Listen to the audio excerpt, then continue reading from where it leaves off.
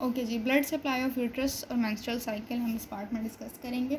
Uterus को supply करती है यूट्राइन आर्टरी, ठीक है, जो यूट्रस के दोनों साइड पे रन करती है। यूट्राइन आर्टरी यूट्रस की वॉल के अंदर आके, ठीक है, ये मैंने यूट्रस की वॉल बनाने की कोशिश की है। दिस पोर्शन इज़ पैरीमीट्रियम, ठीक है, ये वाला मायोमीट्रियम है जिसके अंदर सबसे पहले लॉन्गिट्यूडनल की लेयर है, फिर सर्कुलर एंड फिर लॉन्गिट्यूडनल, ये पूरा मायोमीट्रियम है।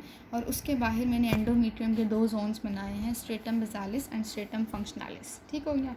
अच्छा जी, अब इसकी ब्लड सप्लाई की हम बात करते हैं तो यूट्राइन आर्टरी सबसे पहले पेनिट्रेट करती है। इसकी डिफरेंट ब्रांचेस हैं जो यूट्रस की वॉल को पेनिट्रेट करती हैं और अल्टीमेटली ये आगे डिफरेंट ब्रांचेस आके मायोमीट्रियम का जो मैंने बताया था सर्कुलर वाला पोर्शन है, ठीक है, जो मिडल लेयर है उसके अंदर प्रेजेंट होते हैं वैसल, इसलिए हम इसे स्ट्रेटम वास्कुलर कहते हैं। तो ये ब्रांचेस इसकी स्ट्रेटम वास्कुलर वाले पोर्शन में आके divide into anterior and posterior arcuate arteries, ठीक है।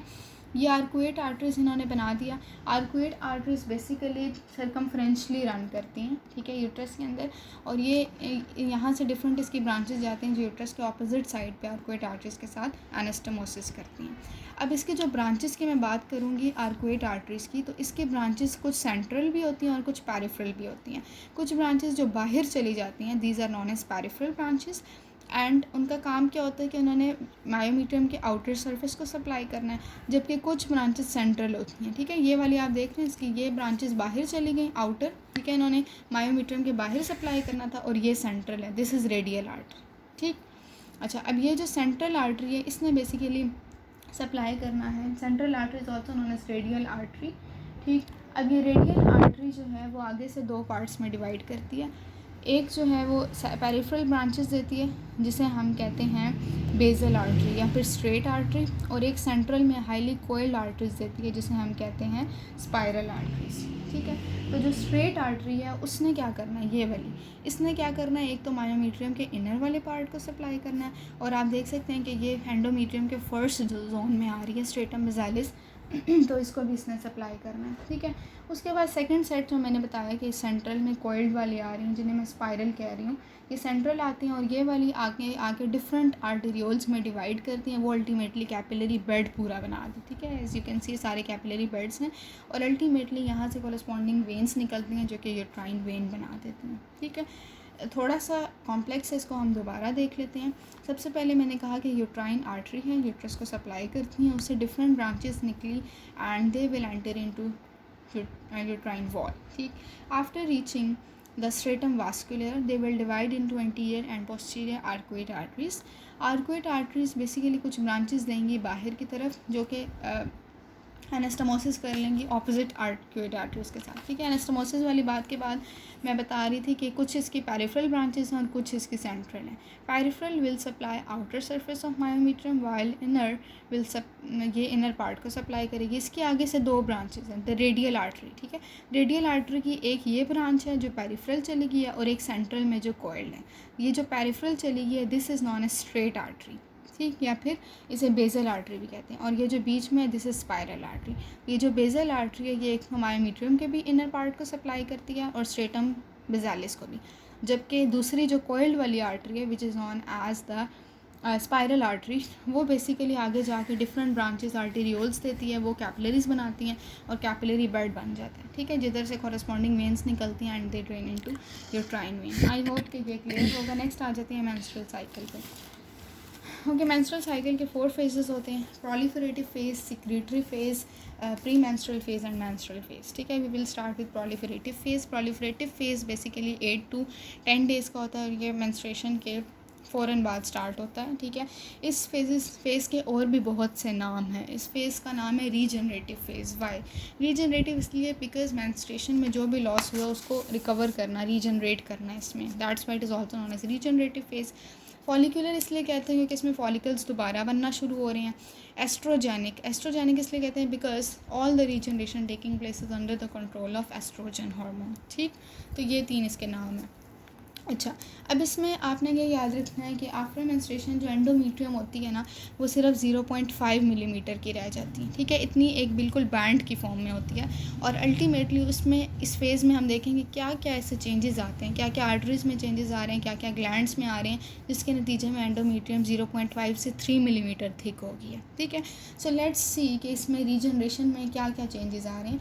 सबसे पहले तो ये कि जो इसके एपिथेलियल सेल्स हैं वो प्रोलिफरेट करेंगे। एपिथेलियल सेल्स कौन से, अगर आप इस फिगर में देखें तो ये वाला जोन मेंस्ट्रुएशन में लॉस हो जाता है, स्ट्रेटम फंक्शनलिस वाला सुपरफिशियल जोन, लेकिन ये सेल्स लॉस नहीं हुआ। इसका मतलब है कि इस जोन के जो सेल्स हैं वो पेनिट्रेट करेंगे इस जोन में और इसको दोबारा रीजनरेट करने की कोशिश करेंगे, ठीक है। एक ये काम है और साथ ये होगा कि जो यूट्राइन ग्लैंड्स हैं वो भी दोबारा बनने की कोशिश करेंगे, ठीक है। उसके अलावा ये होगा कि जो फाइब्रोब्लास्ट हैं वो कोलेजन 3 और ग्राउंड सब्सटेंस रिलीज़ करेंगे, ठीक। और जो स्पाइरल आर्टरीज़ हैं वो भी मज़ीद लंबी होना शुरू हो जाएंगी।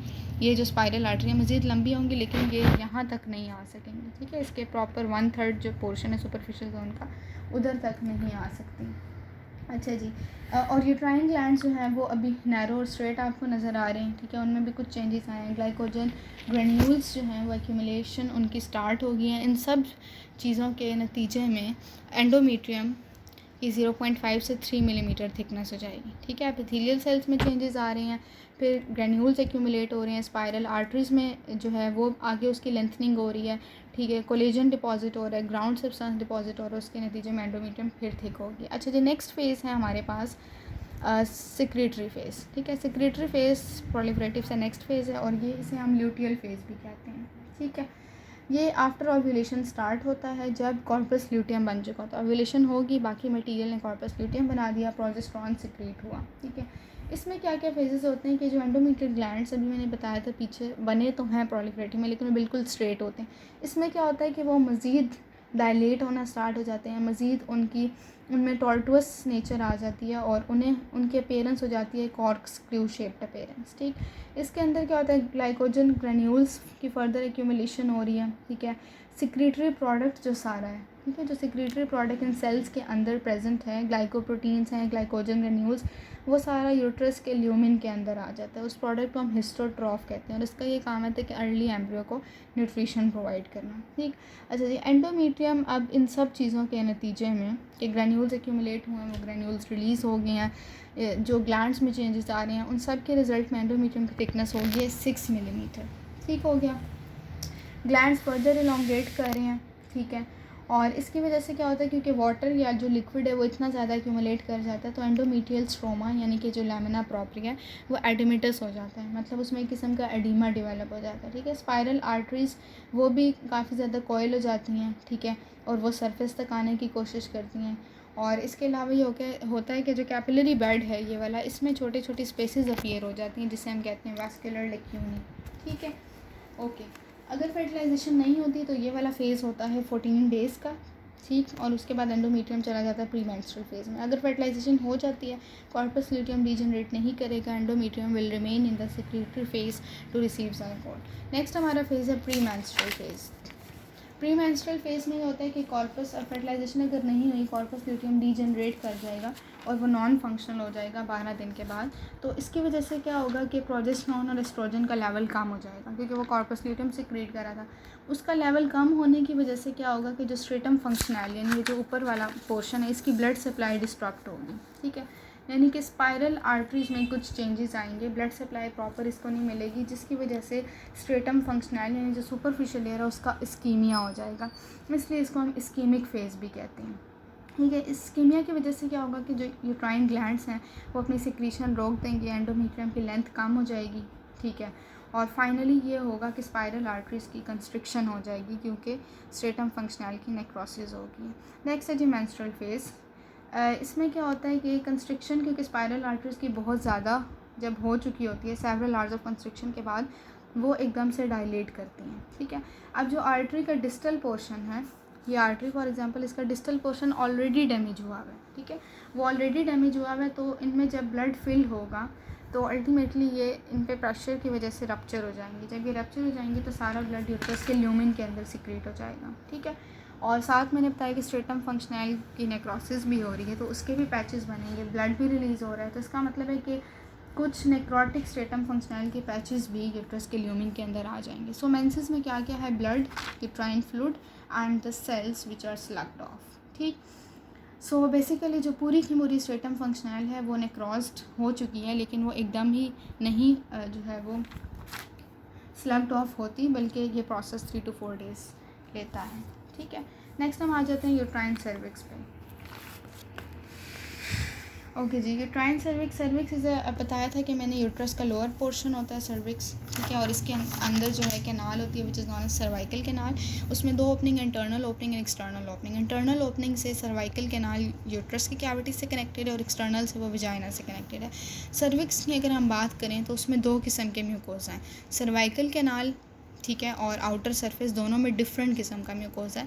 कैनाल अंदर होती है ना, उसमें एंडो सर्वाइकल म्यूकोज़ा है, और आउटर सरफेस पे एक्सो सर्वाइकल म्यूकोज़ा। ठीक है, अगर हम वॉल ऑफ सर्विक्स की जनरली बात करें तो उसमें डेंस कनेक्टिव टिश्यू है जिसमें कोलेजन फाइबर्स हैं, elastic fibre, smooth muscle fibre, और ये जो है बेसिकली स्ट्रेच प्रोवाइड करते हैं elastic fibre during child birth. अब एंडो सर्वाइकल म्यूकोज़ा की अगर मैं बात करूँ तो एंडो सर्वाइकल म्यूकोज़ा में एपिथेलियम और लैमिना प्रोप्रिया, ठीक है, इसमें सिंपल कॉलमनर एपिथेलियम है, इसका लैमिना प्रोप्रिया काफ़ी थिक होता है, उसमें म्यूकस सिक्रेटिंग ग्लैंड्स होते हैं, ठीक है, जिन्हें सर्वाइकल ग्लैंड्स कहते हैं, और इसमें लैमिना प्रोप्रिया भी प्रेजेंट है। एंडो सर्वाइकल म्यूकोज़ा की हम बात करें तो एंडो सर्वाइकल म्यूकोज़ा जो है दैट इसमें कोई थिकनेस में चेंज नहीं आता ड्यूरिंग मेंस्ट्रुअल साइकिल, ठीक है, और ना ही इसकी स्लगिंग ऑफ होती है। इसकी सिक्रीशन थोड़ी सी वेरी करती है during different stages. Follicular phase जो है उसके मतलब जो सेकंड वाला हमारा फेज़ है उसके आखिर में, सॉरी फर्स्ट वाला जो है प्रोलिफरेटिव फेज़, उसके आखिर में क्या होता है कि म्यूकस का अमाउंट ज़्यादा हो जाता है, विस्कोसिटी कम हो जाती है ताकि एंडोस्पर्म को कवर किया जाए। ल्यूटियल फेज़ में ये इसकी विस्कोसिटी ज़्यादा हो जाती है, ठीक है, जबकि प्रेगनेंसी के दौरान हाईली विस्कस म्यूकस होता है, सो दैट और ये म्यूकस प्लग बना लेता है ताकि स्पर्म्स और माइक्रोऑर्गेनिज्म की एंट्री को प्रिवेंट किया जाए। Next is ectocervical. Ectocervical नाम से पता चल रहा है जो आउटर सरफेस को कवर करते हैं, ठीक है, और इसमें डिफरेंट एपिथेलियम है, stratified squamous, non keratinized epithelium. Transformation zone क्या होता है, बेसिकली एपिथेलियम अंदर मैंने बताया कि कॉलमनर है और बाहर जो है वो स्ट्रेटिफाइड स्क्वेमस है, तो दोनों के बीच में जो जंक्शन है या जो जहाँ पे वो ट्रांजिशन हो रही है that is known as transformation zone. उसकी लोकेशन चेंज होती है ड्यूरिंग रिप्रोडक्शन, उसकी लोकेशन एक्सटर्नल ओपनिंग के बाहर होती है, before puberty and after menopause उसकी लोकेशन सर्वाइकल कैनाल के अंदर होती है। अच्छा, ये क्लिनिकल्स रह गए हैं। Carcinoma of cervix, transformation zone, इसमें क्या होता है कि एंडो सर्वाइकल एपिथेलियम में, कार्सिनोमा में ये होता है कि एंडो सर्वाइकल एपिथेलियम में कुछ चेंजेस आते हैं जिसकी वजह से सिंपल कॉलमनर एपिथेलियम जो कि अंदर प्रेजेंट है वो रिप्लेस हो जाती है स्ट्रेटिफाइड स्क्वेमस से, ठीक है, तो उसकी वजह से ये एक प्री कैंसरस सिचुएशन बन जाती है and it can lead to carcinoma of cervix. Nabothian cyst ये होती है कि सर्वाइकल किसी भी वजह से सर्वाइकल ग्लैंड की ओपनिंग अगर ब्लॉक हो गई है लेकिन उसमें म्यूकस तो सिक्रीट हो रहा है, तो सारी सिक्रीशंस की वजह से ग्लैंड डायलेट करता है एंड वो अपनी सिक्रीशन कहीं पास नहीं कर सकता, that result in cyst and this is known as nabothian cyst. ये हमारे पास स्लाइड है सर्विक्स की, इसके अंदर ये कॉलमनर एपिथेलियम, ठीक है, this is endo cervical mucosa जिसमें सिंपल कॉलमनर एपिथेलियम है, ये एक्सो सर्वाइकल म्यूकोजा है and this is transformation zone, ठीक है। Vagina will be discuss in next part. Thank you.